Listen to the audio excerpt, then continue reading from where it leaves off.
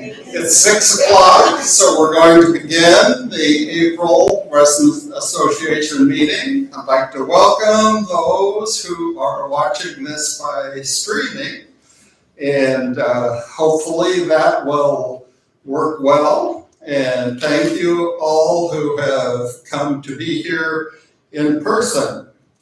I'd like to welcome Dale, the board chair, who is walking with 2 crutches, not 2 canes, excuse me. Careful. Yes. He'll be back here again tomorrow at 4:30 for the dinner time because the board is meeting. Dale is chair of the board of directors for Friendsview. He'll be back here tomorrow when the board will be having dinner with you all, and then meeting at 5:30 tomorrow evening. Dale still looks too young to be a resident, so it's obvious that he's a board member rather than a resident. But I thought, I wonder what Dale will look like in about 5 years. So I went to ChatGPT, and there he's, in 5 years, he'll be starting to look like a little more like some of us. At least I'm not bald. Well, we could Photoshop that. We have 9 participants in our meeting this evening.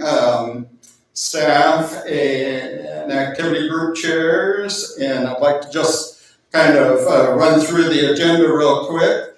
First of all, we'll have an opening prayer by Nolta. Then the Employee Appreciation Committee will be presenting, followed by, each month we do this year doing a feature of a resident department. Last month was health services with Abraham Andrade, and this month it will be community life. Then we have Virginia Wood will be introducing the activity groups that will be sharing. Those activity groups are technology and communication with Messa, and then the AB team, Dave Lynch, then the story catcher, Nancy Thomas, and then we will be back to the updates from Lora, community life announcements and updates. And then Christina Jaramillo will be sharing information and updates from administration. And then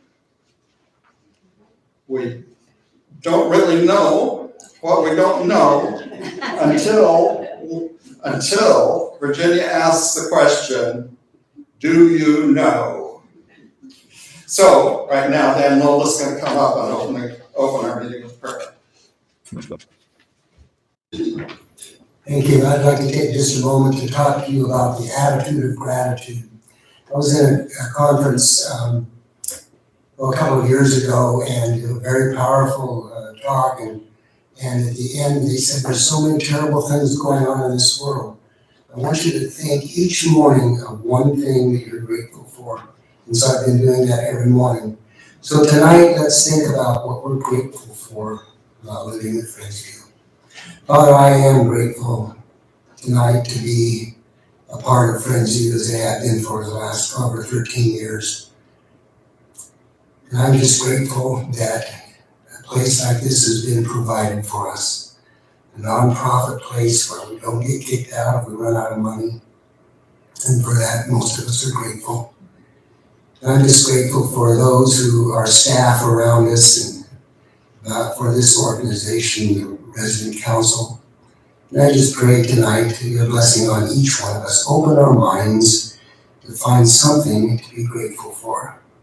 So I'm grateful for the opportunity to be here tonight and to share this prayer. And I am grateful to the Lord Jesus who's been so instrumental in my life. And I just pray that each of us would be grateful tonight for one thing. In Jesus' name, amen.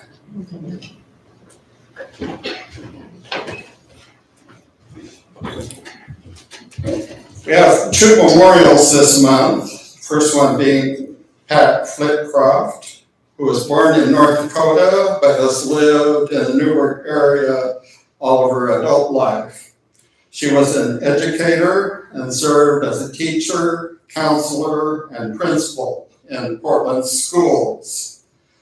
Pat received her bachelor's degree from Linfield and her master's from Reed College. Residents in the South Loop of Springer Meadows are familiar with Pat driving her little dog named Daisy around the loop in the evening. Daisy would stick her head out the driver's side window while sitting on Pat's lap. Pat called this driving Miss Daisy.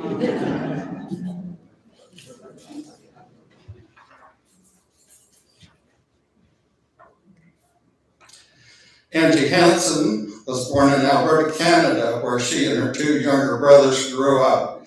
They lived on a farm with the main crop being grain, and they raised cattle. As an adult, Angie worked as a secretary. She and her husband, Wayne, had one daughter. Angie loved to play the piano, paint, and sew. Angie also loved to watch shows about animals, such as Animal Kingdom. Employee Appreciation Committee is going to share a bit about the upcoming way we can show our appreciation to our staff. And one of those ways I think they'll tell you about that we can show our appreciation is I won't say what it is, but it's spelled Money. And lots of it. Oh, I wanted her to come up, she's on the committee. I'm old school, So, donate now. go to the, She's new school. Thank God. That's all I can say, thank God. As you know, twice a year. Oh, microphone. As you know, twice a year, June and December, we have employee appreciation. And we used to only be able to donate by check. And we have places within the building, safe boxes, where we still could do that. But my wonderful techie partner, thank God she moved to Friendsview, is going to explain now you can do it online. And the nice thing about that is you can have it taken out of your account every month, but she'll explain it better than I can, okay? The next one is June 18th, and the card was designed by Edie Uber of Springbrook Meadow. And the theme is going to be You Light Up Our Lives. And it's a great card. We'll show it to you next month. You can't see it yet. Okay, go for it, girl. Okay. And you hear me if I kind of angle it this way? I think so. You're going to start on the friendsview.org website, not on the hub. Usually people see me talking about things with the community hub. But here I want you to start just like this one is on www.friendsview.org. You can just type that in. And then you're going to go over to About. And when you're there, you will see charitable giving. And there are all sorts of options here on this screen that allow you to donate one of two ways. So you go down to Sally's picture and click Donate Now, and this takes you to a third-party, there we go. Yeah. A third-party donation group, which Dave Hampton will tell you about, is Van Co.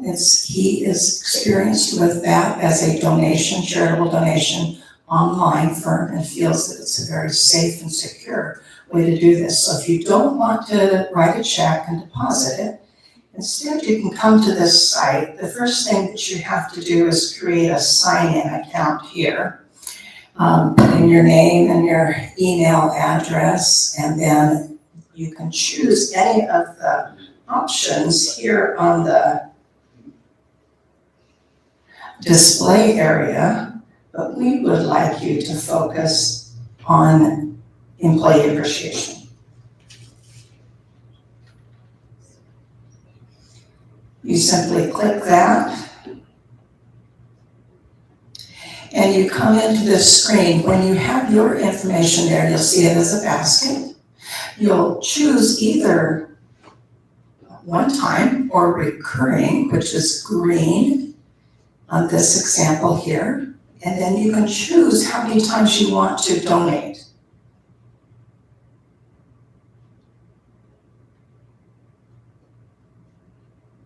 From this drop-down menu, you could choose once a week, you could choose monthly, you could choose quarterly, you could choose annually. You can adjust your amount if you choose just a one-time donation and then things are going well for your investments and you want to donate something later in the year. Please pop back in for a one-time donation and you can add something there. Leave it on monthly for the moment. And then you simply choose a start date. And just because I'm the tech person that I am, I want you to make sure that if you're doing it this way, please enter just 6 months, 9 months, or 1 year. Don't let it run forever. You need to reassess all of your donations like that yearly. So make sure that you put in an end date. Could be 1 year out, could be sooner, whatever you personally choose.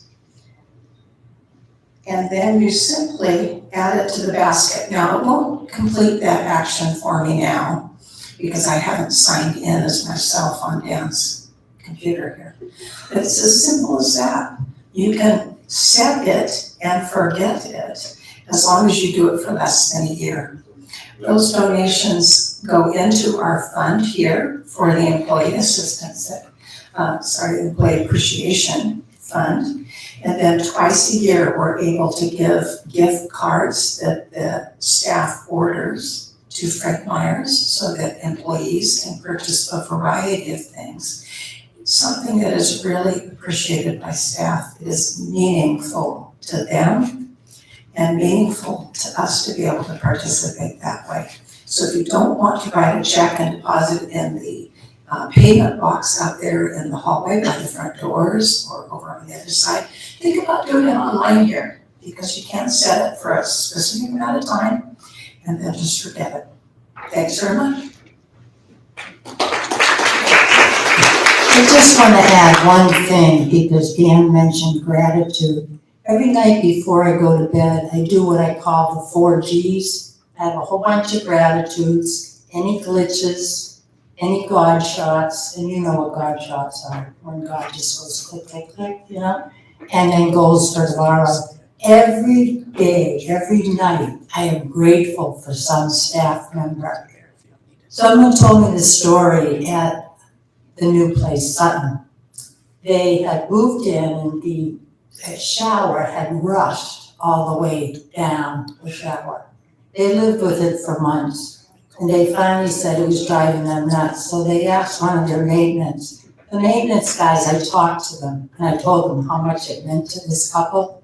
They went in, they unscrewed the rusty ones. They weren't anti-rust. Screwed in new anti-rust ones, cleaned it all up. It took them a half an hour and the couple was delighted. So it's the little things in life that make a difference. That's why I think, Dan, that was perfect tonight. So, as I said, I'm old school. Thank you. I did just put up there the last thing that had been on the other part. Just do be aware that when you do this through ADCO, they do add a handling fee. And that might make a difference to you. It's 2.9% if you do it through a credit card payment, and it's 1% if you do it through your bank account. And it's easy to write a check. Just don't forget, the more you give, the more we can give. Thank you. I have another Zoom meeting.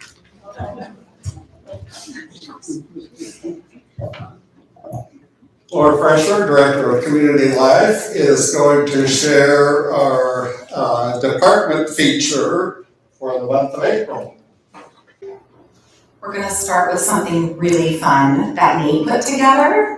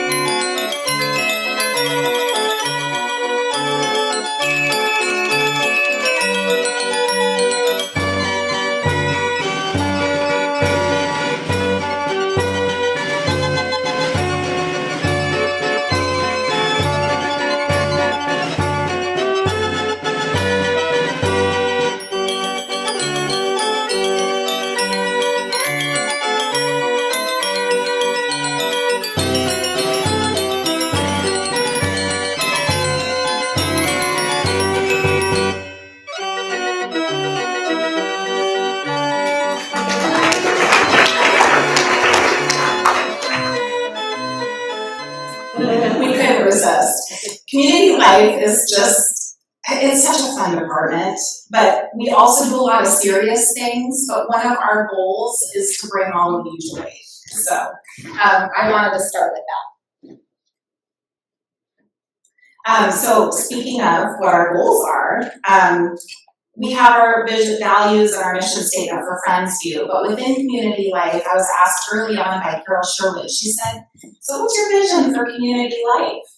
I thought, yeah, that's probably a really good thing to think about. So this is what came out of it. Our goal is to be equipped and for you to be equipped. So do you know where you need to go? Do you have the information you need to make good decisions? Same as staff, are we equipped to do our jobs well? Engagement, so are we engaging in our jobs? Are we engaging with each other? Are we engaging with all of you? And for you, are you engaged in activities? Are you engaged in this community? And hopefully from that is birthed joyfulness. And I originally put happiness down, but I think joy comes from a much deeper place. And I think that if we have a high sense of satisfaction, then maybe that's some joy. So hopefully that little video brought you a little bit of joy too. I also have a joke, and since you get to hear from me twice tonight, it's double joke night. Lucky all of you. So what do you call the funniest guest at Easter dinner? The funniest guest at Easter dinner. The ham. I heard it whispered over here. It's the ham. So this is the community life team, and we just updated this, I guess we call it a department page sheet, is what we call it internally.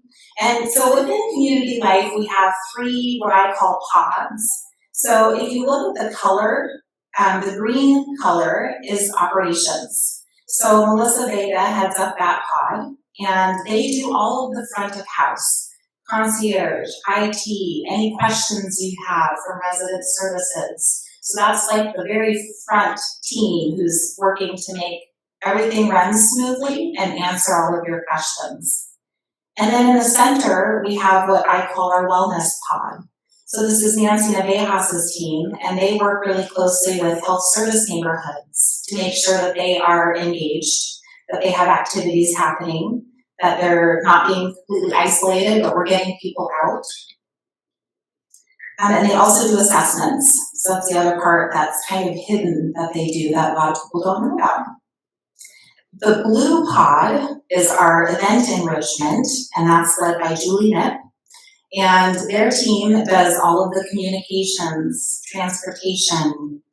They do all of the room reservations, and they coordinate a lot of the activities that happen, both through community life, but also with a lot of our committees. So that's a great opportunity for us to partner with all of you and make sure that things are running smoothly and you're getting what you need from us. And then there's Abel. Our fitness coordinator. We call him our Lone Ranger, but really he kind of fits into all of the different areas. So he leads classes in health service neighborhoods, he leads classes for independent living, and then he also will help with operations sometimes too. So he's kind of floats around, and I would put him under wellness because I feel like that fits, but because he does a lot of other things as well, we kind of keep him floating around. So, and we're also very grateful for him. So when I think about community life and how we function in this community, the one thing that keeps coming to mind is an hourglass. So community life is right at the center. So if residents come to us and have a need, whether that's through the concern and suggestion form, or maybe you talk to resident services or the welcome desk, then it's our job to find out which staff we need to go to answer your question or meet your need.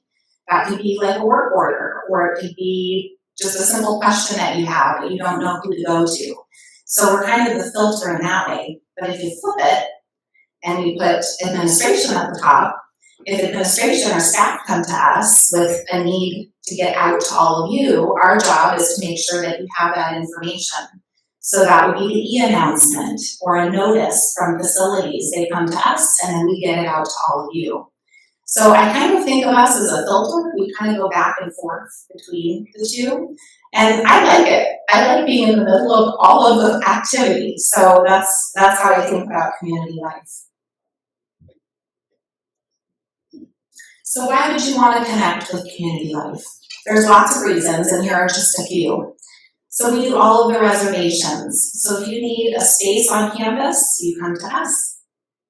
If you need a guest room, a rollaway, if you have a special event that you want to sign up for, or you need transportation, those would all be reasons you would stop by the welcome desk or go to resident services. We organize and create all of the forms. So if you lost your fob, you come to community life. If you are away on vacation, you would fill out the absence form. That comes to community life. If you have a work order that you need to submit, you can do that online, or you can come to community life. If you have questions, do any of you ever have a question about anything here on campus? Yes, lots. You would start maybe with resident services or with the welcome desk. Or now we have the concern and suggestion form that you can fill out as well. Do you have physical fitness needs? You would come to community life. So you're catching on, I love it. Yes, we also do one-on-one. So Abel will meet with you personally and he can help you with any little glitches you might have in your body and give you a personalized exercise routine for that. If you have a technology need, you would come to community life. Yes. Shafraz, how many of you have met Shafraz? Isn't he fantastic? Just so you all know online, everybody's hands were raised. Yeah, he's fantastic. The other piece I did not want to go without was share your ideas with us. And the best way to do that is to fill out the concern and suggestion form, because then we can track that. While we won't be able to accommodate every idea that comes our way, it does give us a sense of what you want. So then we can cater events and activities or maybe some services that you might need, and that is really helpful to us. So that's a little bit about community life.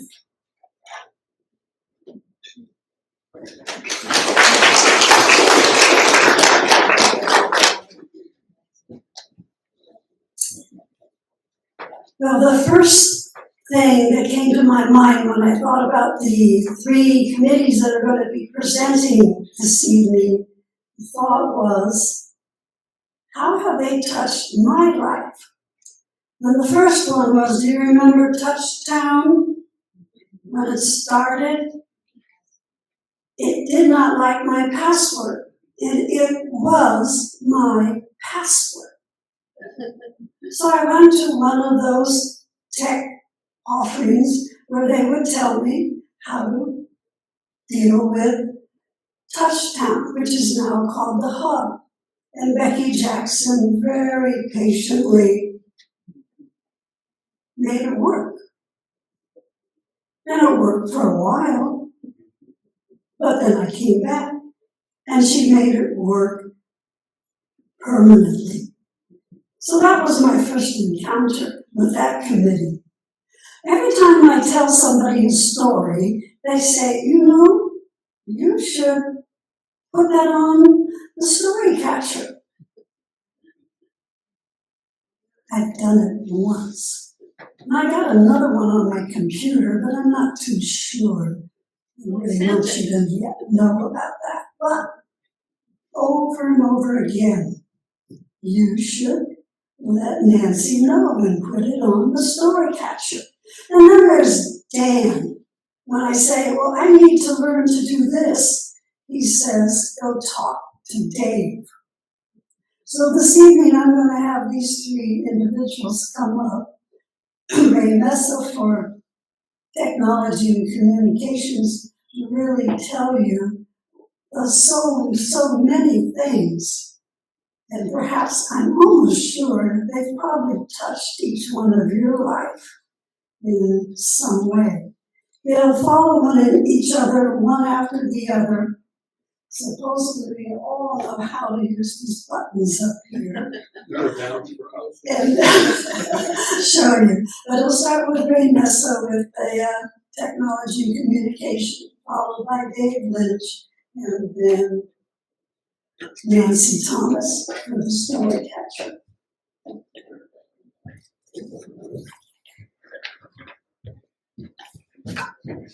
Well, first off, this afternoon or this evening, we're going to talk a little bit about technology and communications, which I know isn't one of your favorite subjects, or at least not most of you. We sort of get that impression every time we ask for volunteers to join our committee.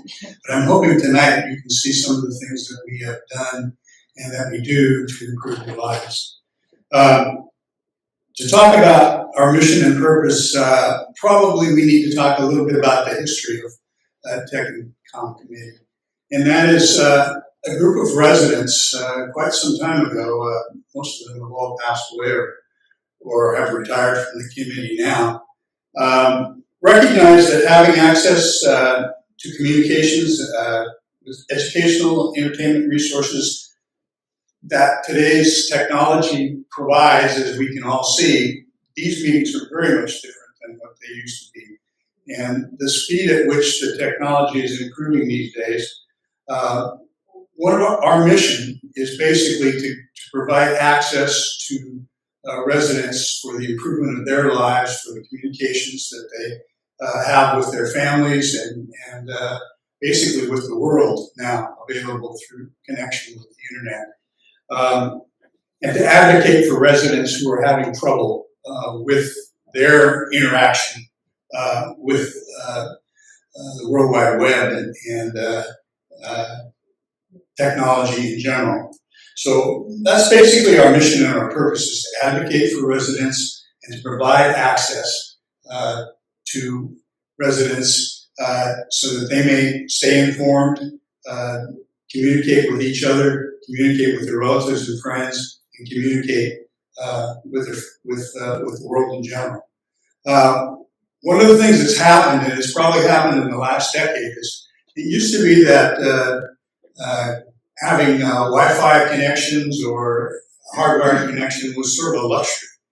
And that sort of thing was dependent on mostly large corporations and companies that you may have worked for were involved in that. But it's not really a luxury anymore. It's almost like a utility. It's like your water and it's like your electricity. If you want to stay connected with your family, with your friends, we are all using email, we're all texting, messaging. We are all, some of us are doing our banking online, some of us are purchasing things online. So it is not any longer one of those things that is considered a luxury by many people. It's considered a necessity. And I'm proud to say that the Tech and Comm Committee is responsible for advocating for our residents here at Friendsview and prodding staff on occasion to keep us up to the latest in technology. So what kind of services does our committee provide? Well, several members of our committee are involved in what we call webmasters. Originally before the hub and before Touchdown, Tech and Comm Committee provided the resident website. And we did the updating and the maintenance that it took to run that thing completely. We handled the resident listings. We handled all the calendars. We handled everything that was going on in the community. Basically was coming through Tech and Comm Committee. Since the administration saw the importance of this too, and they've come up with the Community Hub, which is basically our resident website now, our committee helped migrate a lot of the things that were on the web and are now on the Community Hub for your use in German. We also help support community life in a lot of their communications with residents of Friendsview. Think back to last fall when we were doing the Holleran survey. We actually set up workshops on a weekly basis, both here and at Springbrook, to help residents take that survey, which was totally online. Some people did not feel comfortable doing it by themselves and wanted a little bit of help. And so we actually had members of our committee that gave of their time to come and help other residents in order to take the survey and get the kind of results that we did with the participation in the survey. The other thing that we sort of do is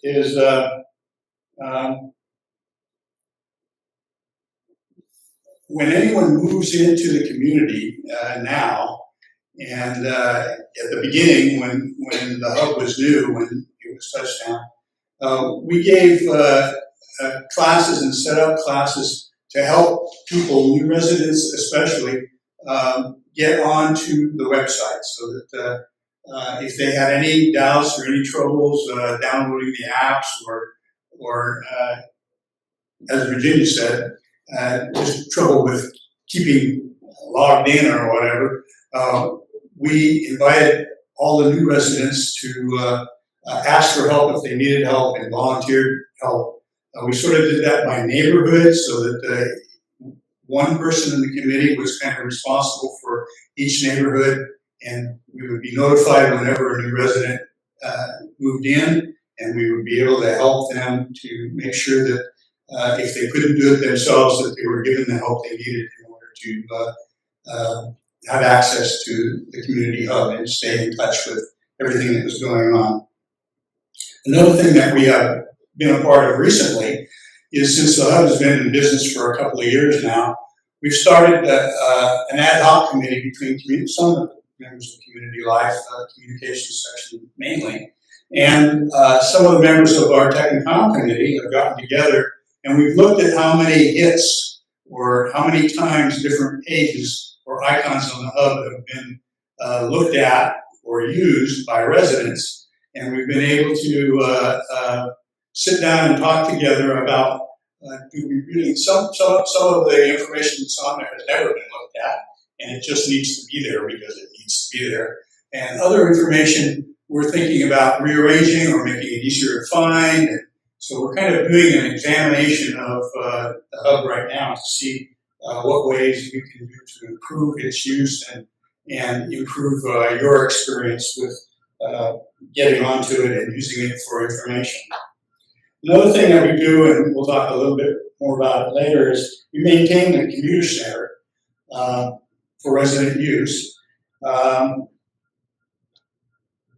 One of the things that's involved with that is our committee has provided instructor-led hands-on classes on different softwares and operating systems and organizational skills on the web. We've sort of taken a position that when we teach classes from here on out, we're going to concentrate more on the classes that have to do with things that you can't find as easily on the web and or online or on YouTube. It seems like there's so many opportunities to get involved with operating systems, whether it be Apple or Microsoft systems, to learn about operating systems on the web, and they do such a good job that it really seems redundant for us to try to do that. So we've concentrated on the organizational side of the web. We're thinking about, we just recently had a class for activity group leaders that showed them how to organize their files, basically by showing them how to use folders and subfolders, so that once they created a document, they could go back and know where to find it. So I know that's a problem for a lot of people. So we presented that class, and we may present it again, and we may, in fact, go on to some other things. Talk about email, talk about some of the things that you use every day that maybe you would like to know how to use a little bit better. In addition to that, the Computer Center, we provide office equipment for resident use, and that we had at one point that was combined in the same room as our Computer Center when we were upstairs. We've sort of split that out from what we had before at the Computer Center and made it its own room so that it could be used at any time. And I'll talk a little bit more about that later also. The other thing that we do is we oversee the support of resident publications such as our Community Connection. Although all of the people that work in to put out that monthly newsletter, the editors and the proofreaders and the people that put it together and have it printed up and distributed and so forth, all those people are not members of our community, of our committee. Becky Jackson, whose name was already mentioned, is a member of our committee, and she is the one that sends that out electronically to a lot of you folks every month, and she's the one that is responsible for putting it together, and she is a member of our community, and so our committee, and so she reports to us monthly on how they're doing and if they're having any problems and so forth.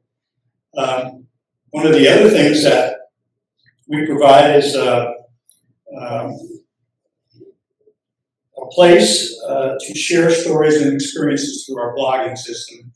Nancy's blog is on the website because she came to us and said that, hey, we really like a place for the residents to be able to share their blogs with people of this community. And so we have a spot on the website that's set up for that. And she'd love to talk to you if you're writing a blog or if you're writing anything like that that you'd like to have put out so that all the residents could find it easily. The other thing that we provide is the Friendsview subscription to Ancestry.com and newspapers.com. So if you're into genealogy and you're searching your family records or you're paying now for a subscription to Ancestry yourself and would like to transfer your family tree over to the Friendsview site, please see me later and we'll tell you where to go to get that done. So that's one of the other services that we provide to the community. As far as projects go, our biggest project probably so far this year has been the relocation of our computer center down to the Canyon View area. The existing room that we had was basically Nate's office and Tracy Seeger's office now. It had been our community center. And we found that it was just a little too small for our use as a classroom, and it didn't provide access. We had so much equipment and so many tables in there that it was hard for people with mobility issues to get around. If you were using a cane or a walker or a wheelchair, it was almost impossible to get between the tables. So we were looking all along for a bigger place to go. And when we found out that they were building Charles Beals Plaza and moving many of the residents from downstairs over to that, we put our dibs in immediately for some extra space downstairs. We were lucky enough to get 2 rooms adjacent to each other, and as soon as Charles Beals was completed and folks were moved over to that location, those rooms were available to us. The one problem was that when we moved in and we saw the rooms that we were allocated down there, they really weren't much bigger individually than what our space upstairs had been. So we decided that we needed to do a little remodeling and tear down one of the shared walls between the 2 rooms that we had been given. And of course that ran into another problem, which was we didn't have any money for capital improvements, which that fell under that category. And so we ended up putting that on delay for quite a while until we could come up with the funding in order to do that. It's completed now. Actually, it was completed in the fall, and it was completed a lot faster than what we anticipated, and we were able to move the computer center down there and actually have a separate room for the residents' business center at the lower level. They're currently in room 85 and 87. So there's my committee. There are 7 of us, and we all have separate jobs, and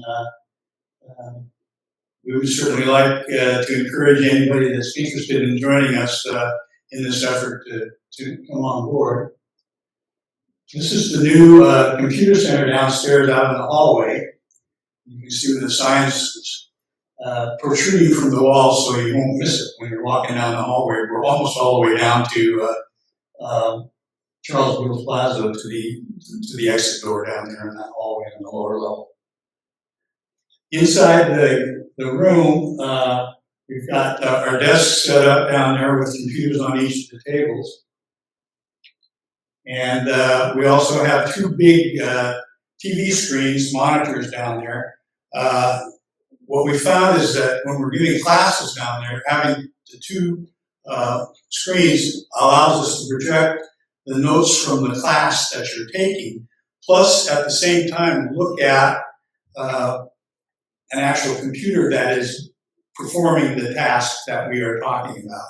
So it's been very valuable in the first classes that we've given down there to be able to have both of those monitors. One of the monitors, and they're all running Windows 11 on PC base, is set up for visually impaired folks. It's the one with the big yellow keyboard over there. The keys are a little bit bigger than normal so that they're easier to spot. And the screen itself shows the font size as being bigger for those that are sight impaired, vision impaired. We also have a magnetic whiteboard downstairs and a small conference table with chairs, so that if you're interested in getting a group together and explaining something and you want to scribble all over the whiteboard, you're welcome to do so. You can use that at any time. We also have a new Canon printer downstairs that's available for resident use all the time. It's a combination printer, copy machine, and scanner, and you're welcome to use that. There's also a black and white HP inkjet printer down there that you can use with the computers that are in the center. So you're welcome to use that. As far as the residents' business office is concerned, it's the room next door, and we've got a PC and a printer in that room also. So if there's a class going on, if there's a lot of people in computer center, you're welcome to use the business center. Go in there and check your email, or use that computer, use that printer. It's also a copier and a scanning machine, and you're welcome to use those pieces of equipment. We recently installed a back counter there, and it's got some of the general office equipment that we use, which you might have had previously, that our activity group and individuals are encouraged to use if they have the need for that. We've got a couple of paper cutters, a 3-hole punch, some staplers, and you're welcome to use those. In addition to that, down in that business center, there's a laminating machine. And although we don't furnish the laminating jackets, you can either bring your own or purchase them from Resident Services for a small fee, and use the laminator down there to protect some of your cards, or to make signs, or anything that you want that's a little bit more waterproof, basically, than paper. The other thing that you might not know about is we have what's called the Presto Video Magnifier down there. This is a pretty old piece of equipment. It was originally made, donated to the committee before I came on board. It was made in Ireland, and we can't get replacement parts for it any longer. It's completely outdated in that regard. But if you have anything like a contract or anything that seems to have the small font size print that you can't read, you're welcome to take it down there, and it may find it of some use to you. We do have some residents that are visually impaired that go down there, and you can read the whole page of a book, a newspaper, a magazine, just about anything else that you want to with that magnifier. That's what's on the right-hand side there of the picture that's up there. So, if anything that I've said today inspires you, or if you've got any comments or suggestions, we'd love to hear them from our committee. And I encourage you to come and see me after the meeting. I'll stick around for a while if anyone's interested. You're also welcome to come to our monthly Tech and Com meetings. They're held the third Thursday of the month at 10 o'clock down in the new computer center. And we usually either meet in the computer center, or we've been known to move across to the lobby, across to the Canyon View room there, and meet in that room. Our staff liaison officer is somebody that hopefully some of you know, Tracy Seeger. She works with Community Life, and she's the communications coordinator. She's the lady that puts out the e-announcements every week for us to read. So we're connected to Community Life also in that way. And so if you have any questions, feel free to see me after the meeting. I'll stick around for a while, and I'd love to hear from you. Thank you.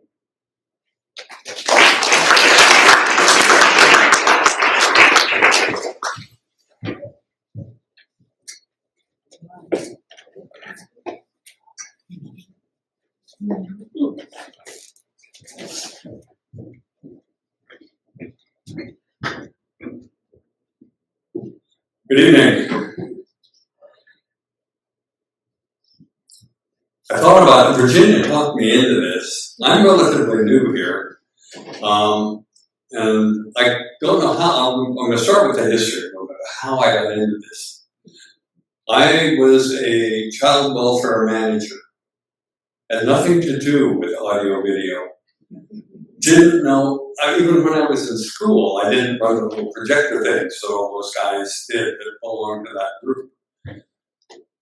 But I got here, and I found out, this is kind of a pre-COVID, past-COVID story.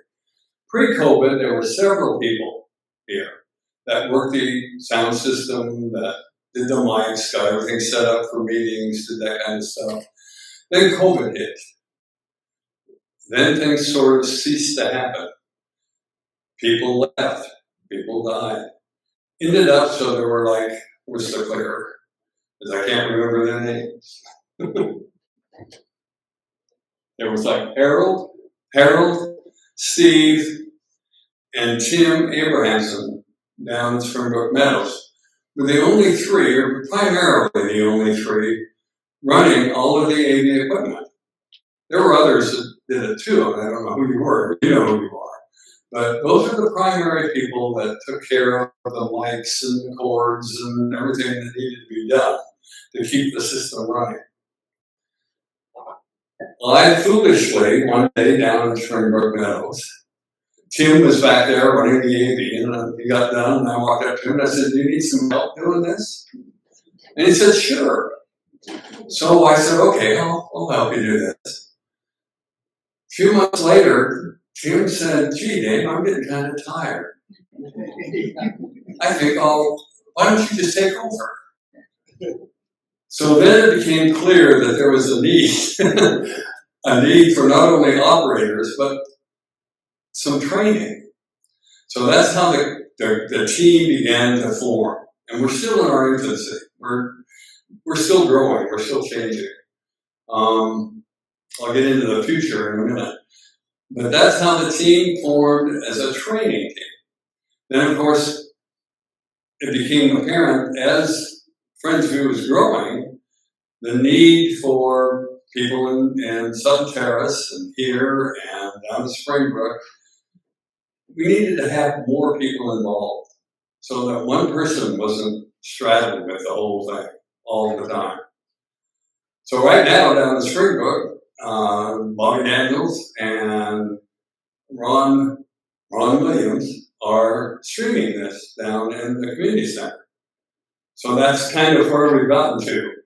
Our original purpose was to train people, and some of the folks that are up there were people that volunteered to come in, and we provided training after we learned how to do it.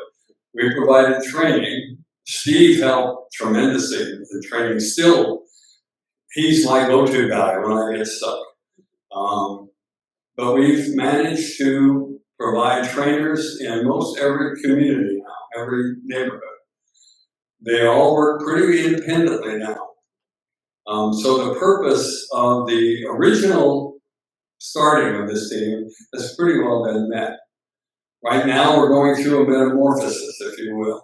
Things are changing. We're streaming now. We've got a meeting coming up with Nate. Nate is our staff person that we look to help us figure out. He's going to be training us on how to do it so we can train others eventually. And Dan has set up the channel. He and Nate set up the YouTube channel so that now we have our own network, essentially, that we can broadcast on. So that's kind of where we came from, how we got started. There's Tim, I didn't see that. And so we're going to now begin to change. We're meeting, gathering both staff and residents, some residents together to begin planning for the streaming process. And so that if I weren't here in the future, I could be at my kitchen table at 6 o'clock at night watching this on my smart TV. So what we'll be doing is training staff to do these kinds of things, staff and residents both, to do these kinds of things so they can be used by staff for their training and service training for staff, informational for us, all of us residents. That's kind of our future, and that's kind of what we're looking forward to. I'll be sending out information shortly, looking for new people who are interested in learning how to stream, learning to do different things. And that's kind of our future. But again, we're in our infancy. We're just kind of stumbling along, trying to learn our way as we go. So that's kind of what AV does. We're no longer the little projector guys in the back room showing movies for the science class. Hopefully we're setting things up so that you can know what's going on, and even if you can't make it to a meeting, or if you live out in the community somewhere, there are a lot of residents that still live at home. They can be involved in the community through web streaming. Anyway, that's my spiel. That's as good as I have.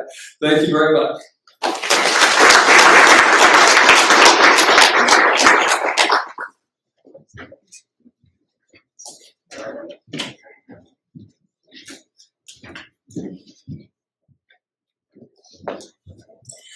I'm going to give you a quiz. It's going to be quick. When I ask a question and you know the answer, just shout it out, okay? I'm not going to give you much time, so be brave. First question. Which resident led a group of 20 junior high campers to the top of Jug Handle Mountain, then had to rescue 3 of them as they slipped and cascaded down the face of the mountain? Who was it? Ken Vandenberg. Okay, second question. Do you know which of your neighbors served 2 years in the Peace Corps in Liberia? This is a hard test. Phyllis Kirkwood, you're right.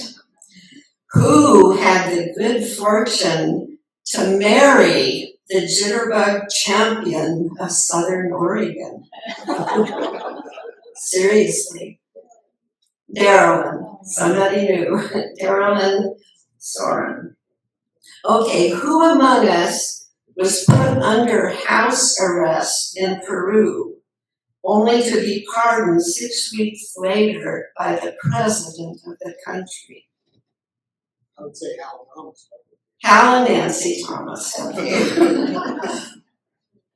Who performed in a choir concert in St. Sophia's Church in Kyiv, Ukraine? Someone said it, Carol Gleason. Now this is a hard one.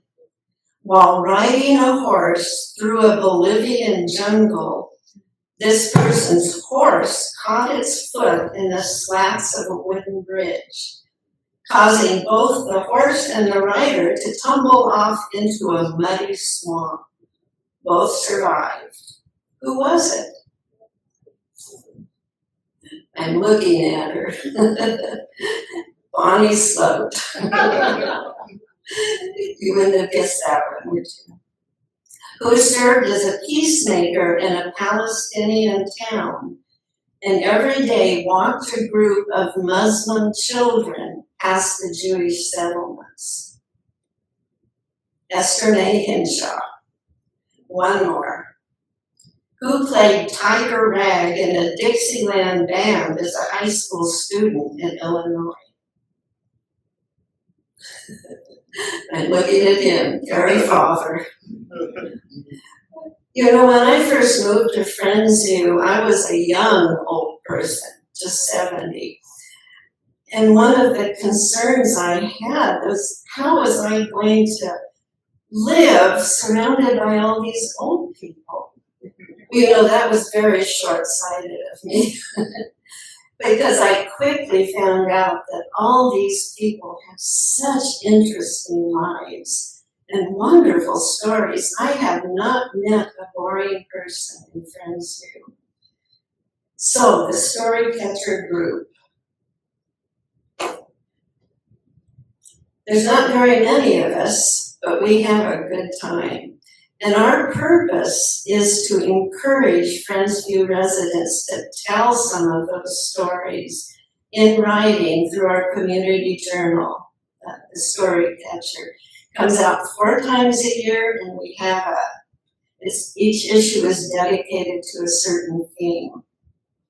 So we on our committee would like to encourage all of you to tell a story every now and then, to send one in to us. We get all excited whenever we get a story from someone who's never sent one in before. And we love the repeats too. I'd like to invite you to submit for this next issue. It's going to be really interesting. It's about winning or losing.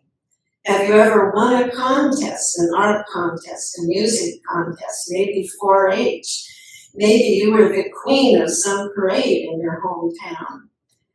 Maybe you want a sports event with a team, or maybe you want a Fulbright scholarship. We'd like to know about that. So please send in your story before May 31st. You still have 6 weeks, and I look forward to getting them. Thank you.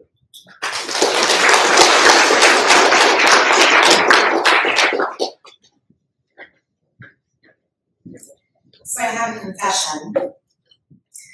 Sometimes I get Scrabble tiles, and I'm concerned that the next time I go to the bathroom, it could spell disaster.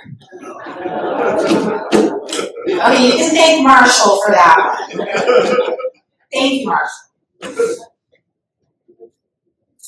So some quick updates from community life. I wanted to give you a quick update about parking permits. I know you're anxiously awaiting those. We'll start distributing those at the beginning of May. We're going to be going to your neighborhoods and doing them by neighborhood so that we can answer questions. We can make sure that your car is registered, and we're going to take this slow. So we'll get all the information we need. Parking spaces, they'll be marked when the weather clears. So that's going to be a process as well. You'll see a theme here. Staff permits will be distributed after all of yours are distributed. So that will be a process as well. And then we'll do our best to monitor and start monitoring in May when we start getting permits distributed. So that will be a process as well. The fitness survey, have any of you filled it out yet? Okay, a few of you. If you would like to fill that out, we're trying to gather information about what your fitness needs are or what things you would like to see. So the deadline is this Friday at noon, so get those submitted. And on Thursday at 1 o'clock, back here in this room in the auditorium, there's going to be a town hall about the hub, the community hub. So I'll be going over different features of the hub, answering questions, and that'll be an hour time together. What's happening in health services? I thought this would be fun to just talk a little bit about what's going on over there. Well, in all of the neighborhoods. So the first line is actually a little bit incorrect. There's actually 2 new classes starting. One of them is on Mondays at 1:30 p.m. It's the Sit and Be Fit, and it's going to be a live class with Able. That's going to be on the 3rd floor in Charles Fields Plaza, and you are all welcome to participate. So if you'd like to do a live Sit and Be Fit class, Mondays at 1:30 starting in May. And Thursdays at 1:30 on the 3rd floor at RCC, we're going to also be doing a Sit and Be Fit with Sarah. So that will also be a live class. In April, we did 4 intergenerational activities, which were really fun and well received. We have over 30 volunteers, if you can believe that, and they just keep coming in, so it's really exciting. So we did a volunteer appreciation lunch, and those are the pictures that you see surrounding the slide. And just a reminder that if any of you want to participate in any of the activities, you're all welcome. So don't feel like you're limited to just one of the calendars. There's lots of activities to choose from. And just real quick, what's coming up? We've been busy working behind the scenes. We've got the resident handbook that will be out soon. The resident photo directory will be out soon. Staff picture sheets are up on the hub. We're starting those. Those are still a work in progress. But if you go to photo directories, you'll see different sheets of the different departments with pictures and titles underneath them. We're in the process of updating the community hub, so come Thursday if you want to hear a little bit about that. We have a health fair that you'll hear about soon. We're putting that on the calendar, and we are also scheduling another eye clinic. So lots of fun stuff coming.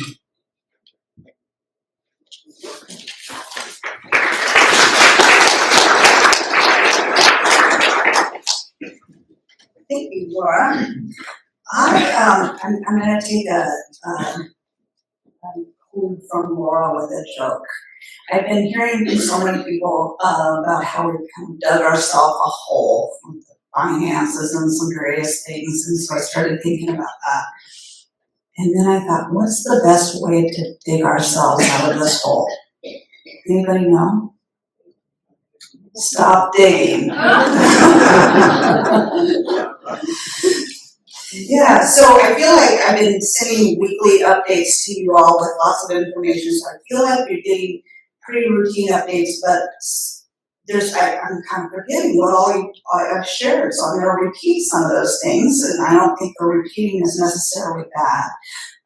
Last Friday, was anybody able to attend the CFO hour with Dave Hampton? I hope you got all the information that you need. If you're still having questions, he's happy to answer any questions you have. And the finances that were talked about on that, I sent the link out again, as well as the recording of it, I think is connected on the hub now. If not, it will be shortly. On the YouTube channel. Sorry. I think I said on the hub, didn't I? No, well, it's linked in the hub. Okay, perfect. A link to a link to a link. Almost as good as digging out of a hole. So a little bit of update on our staff. I met with residents a couple weeks ago to talk about capital budgets with the neighborhood chairs and the committees. And tomorrow in SALT, we're gonna start going through our pre-budget process, including capital budgets. So you'll start to hear more and more as we work through that process. It's not too late to put your suggestions in through the suggestion and concern form. You've got capital improvements that are needing to happen. Inventory. Anybody have a guess on how many vacancies we have in independent living right now? 50. 16 of those are reserved. So we still have 34. There's a lot of activity happening from independent living to residential care, health services, so a lot of movement. And what about direct admits? Anybody know how many direct admits we've got? And direct admits are those people who don't live as life plan community members. They admit directly into our health services. 2 and 6 are coming. 2 last week and 6 more. I think 7 more by the end of April, if not the first week of May. So huge progress there. So that's going to help us financially and also help with stabilizing our staffing over there. So that's good stuff. Our goal is, and I spoke about this last week at Dave's CFO hour, our goal is 10 direct admits per month.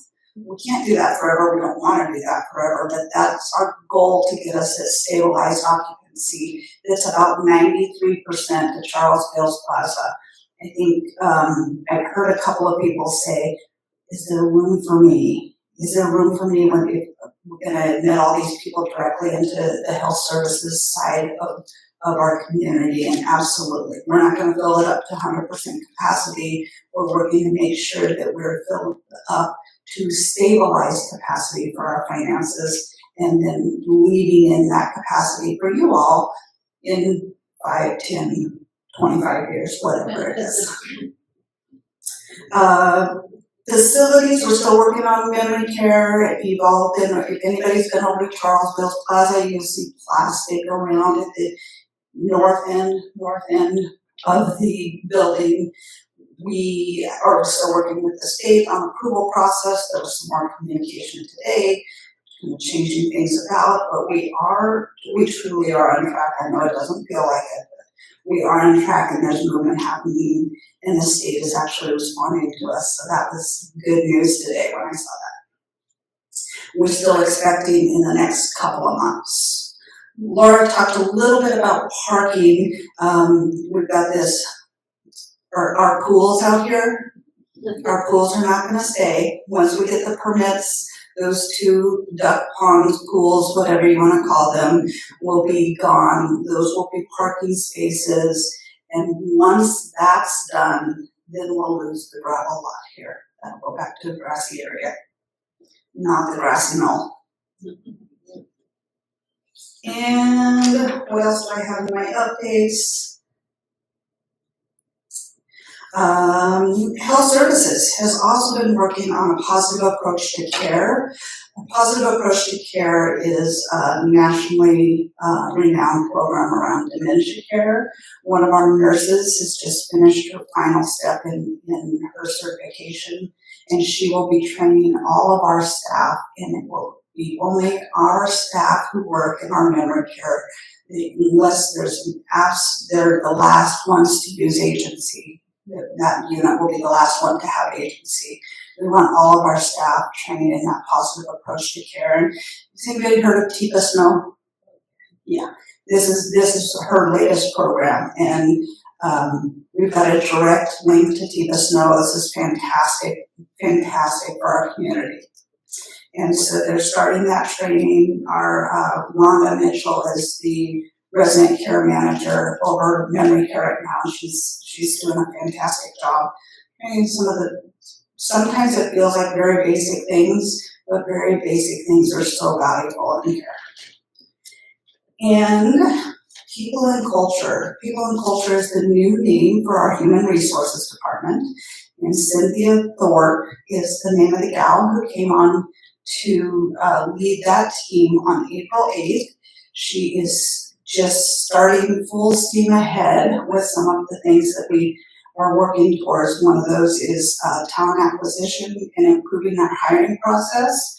And we've consolidated all talent acquisition into the team that is People and Culture, instead of in the different departments, so that we get some backup and some standardization. And we've changed a couple of processes already that should shave about a week off of our hiring time, just quickly like that, low-hanging fruit. So we're really working on trying to get people who want to work here in the door as quickly as possible, so they don't have to go somewhere else. And let's see, staffing update on the CFO role, our Chief Financial Officer. Dave Hampton, as you all know, is our interim Chief Financial Officer. He had told us he'd give us till May. He has said that he'll extend on until we have our permanent CFO in place. So that's a huge relief for us, a great benefit for our community. And so he will overlap with our new CFO to make sure that new Chief Financial Officer has got the tools and resources to be successful. And that position, we're down to 9 candidates. I'm counting in my head, it was 9 candidates, right? Yeah. So 9 candidates that are consulting firm, our executive search firm has provided us. We're going to kind of glean through those, tell them who's to skim it down a little bit more, and then we'll continue with the interview processes after they do their next round of interviews.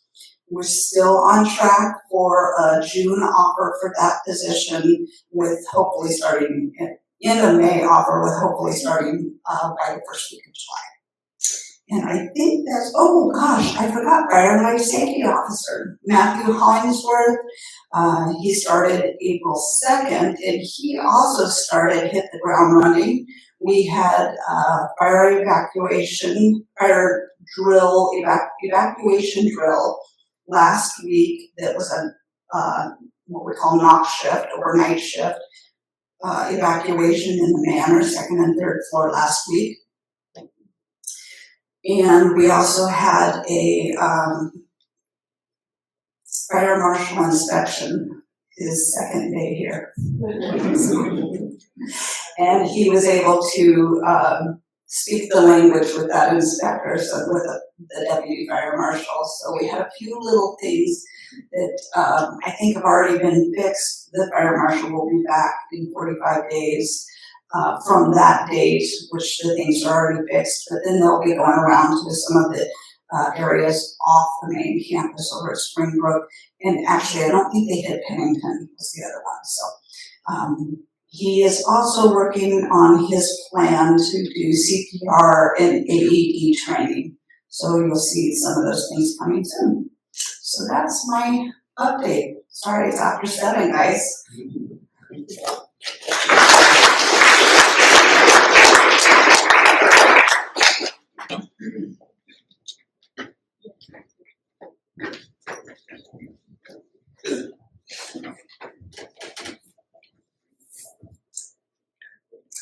gotta start, because you've been asked today to volunteer and be a part of so many groups.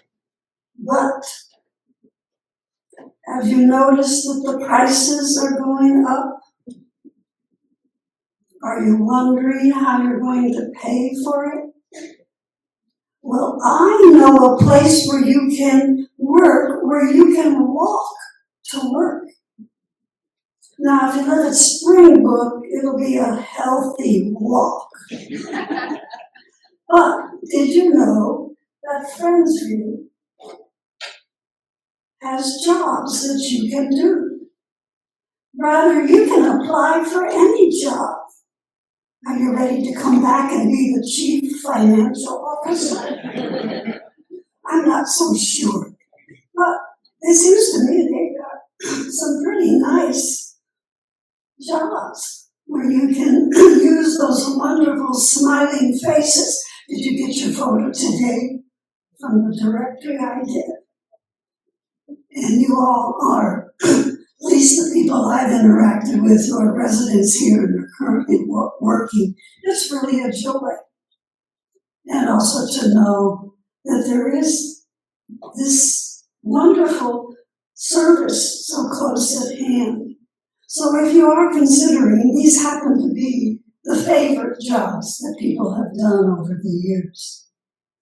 But for me, like Francie, I'm very happy that the People in Culture office put the list of current jobs that are available or they are in need of here at Friendsview on the bulletin board on paper outside their room. But you can also go online, like Ray mentions, and click on, I think it's the career tab, and it will again enable you to go through the process of applying. But do beware, as my Sunday school class teachers say to me, what is it called? One of those checks. Anyway, you gotta go through the police check to make sure that you're really able to teach. And you have to have references. And it can't be a family member, which may be a problem for some of you here at Friendsview, because as perhaps some of the new people have found out, an awful lot of us are related to each other. But anyway, if you are in need of making a little bit more money, there's a way that you can walk to work. Friendsview has many opportunities that they would be glad to have you be a part of. So please join the team if that's what you need. Thank you.